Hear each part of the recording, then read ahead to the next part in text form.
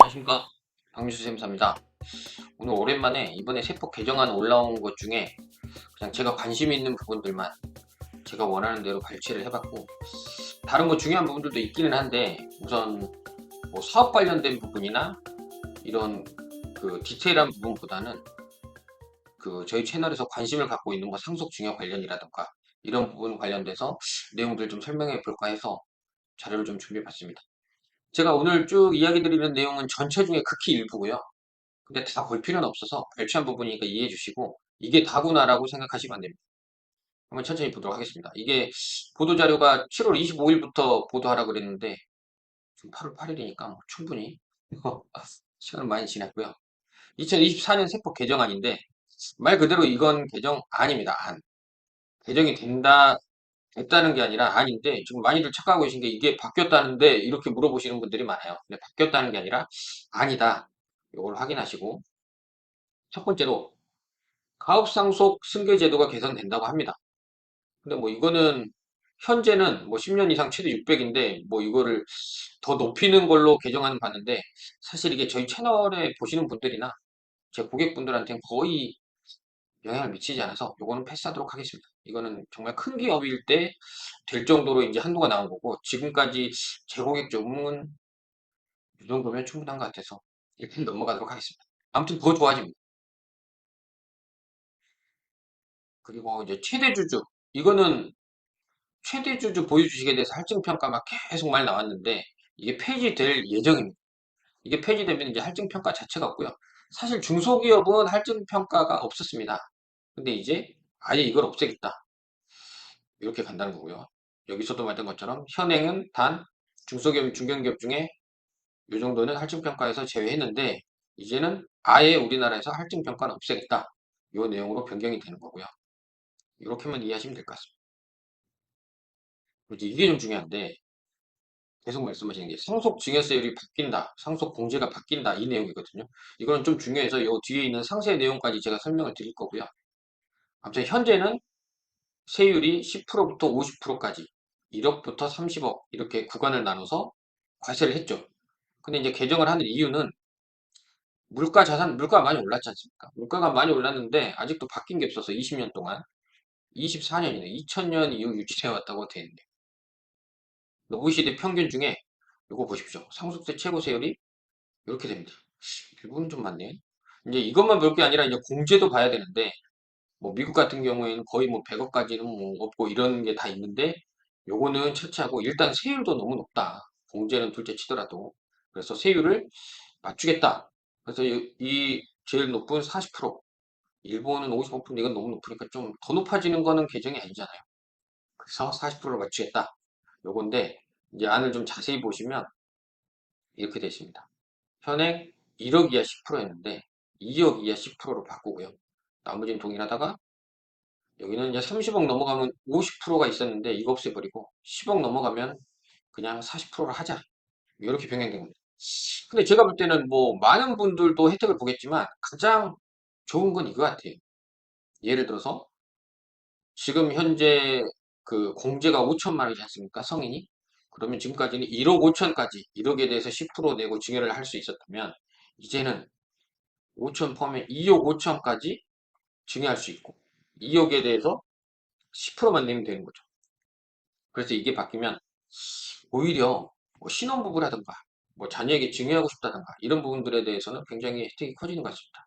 예를 들어서 뭐 결혼을 했다. 그러면 2억 5천까지 증여를 할 수 있는 거죠. 10% 구간에서. 그러면 양가가 하면 5억이지 않습니까?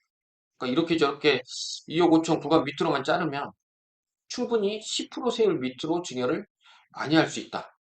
예를 들어서 뭐 어, 엄마 아빠 2억 5천, 할아버지 할머니 2억 5천, 장인 장모 2억 5천. 장인하고 장모는 또 다르니까 장인 2억 5천, 장모 2억 5천. 이렇게 하면 인당 한 10억씩 해도 10% 구간에서 굉장히 많이 될 것 같아요. 그래서 그는 굉장히 적은 그 금액을 작은 규모의 증여할 때 굉장히 혜택이 커졌다. 이렇게 보시면 될 것 같습니다. 단, 바뀐 게 아니고요.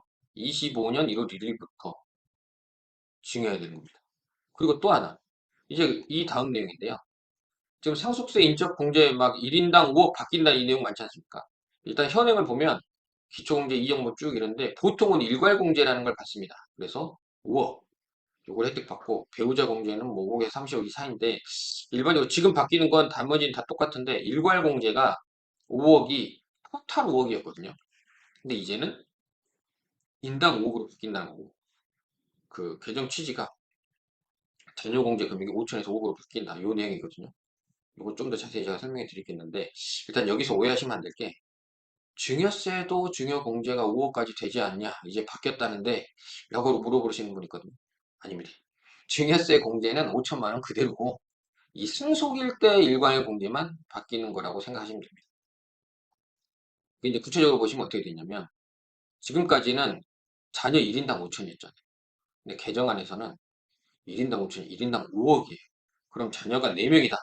그러면 20억까지 되는 겁니다. 근데 기존에는 자녀가 얼마나 많이 있든 간에 거의 일괄공제 5억에서 끝났는데 이제는 인당 5억이다. 그럼 자녀가 많을수록 공제 금액은 커진다.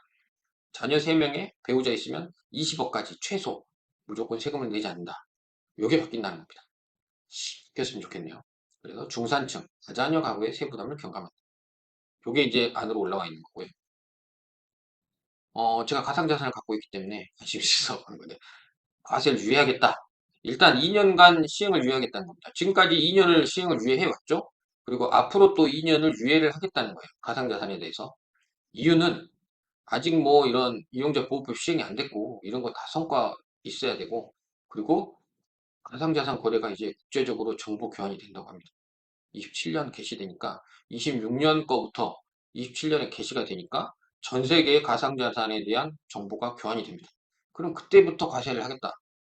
국내만 때려잡을 게 아니라 전 세계에 있는 가상자산 거래소를 해서 과세를 하자. 그때부터 하자. 일단 2년은 놔두자. 이런 것 같아요. 아무튼 유예를 한다고 합니다. 그리고 또 하나. 양도소득세 이월과세 적용대상 자산 확대인데 이거는 뭐냐면 지금까지는 주식에 대해서는 이월과세라는 게 없었습니다. 그래서 주식을 배우자에게 그냥 증여하고 여기 나와 있죠. 개정 취지. 주식을 배우자한테 증여하면 6억까지는 증여세가 없지 않습니까? 그래서 증여세 없이 하고 바로 그냥 팔아도 배우자는 증여받은 가액에 팔기 때문에 양도세가 없었는데 이거 너무 절세가 많이 되는구나. 그렇게 생각해서 이걸 넣은 겁니다. 이제 양도일 전 1년 이내. 보통 부동산은 지금 10년 이내거든요. 근데 여기서 양도일 전 1년 이내에 증여받은 거는 이월과세 적용 대상 자산에 추가한다. 이 추가한다는 내용은 취득가액을 증여받은 가액으로 하면 양도세가 안 나오잖아요. 내가 만 원인 게 10만 원으로 올랐는데 10만 원에 증여하고 10만 원에 팔아. 그러면 배우자는 10만 원에 사서 10만 원에 판 거기 때문에 세금이 없었는데 이제 양도일 그러니까 1년 이내에는 그러니까 증여를 10만 원에 받았다 하더라도 증여받고 1년 내에 팔게 되면 취득가를 최초의 취득가액이 만 원으로 하겠다. 이 내용입니다. 그럼 이제 세금이 많이 거치겠죠? 이 행위를 안 하겠죠. 근데 여기서 말한 게 있어요. 부동산이나 이런 거는 10년으로 하는데 왜 주식만 1년으로 하냐? 이렇게 하시는 거 있거든요. 근데 제 생각해 보시면 1년 뒤에 주식 가격이 어떻게 될지는 아무도 예상 못. 그래서 변동성이 너무 크다 주식은. 그래서 1년 정도면 적절하겠다. 이렇게 생각하는 것 같습니다. 이래서 주식 증여하고 양도하는 거 하실 분들은 올해 내에 끝내셔라. 이렇게 말씀드리고 싶습니다. 그건 이제 마지막인데 이 거주자, 해외 거주자들 있지 않습니까? 거주자, 비거주자의 판단하는 기준을 이번에 개정합니다. 개정 내용은 지금 이게 좀 있는데 거주자가 1년 내에 183일 이상 거소를 두면 거주자로 봤어요.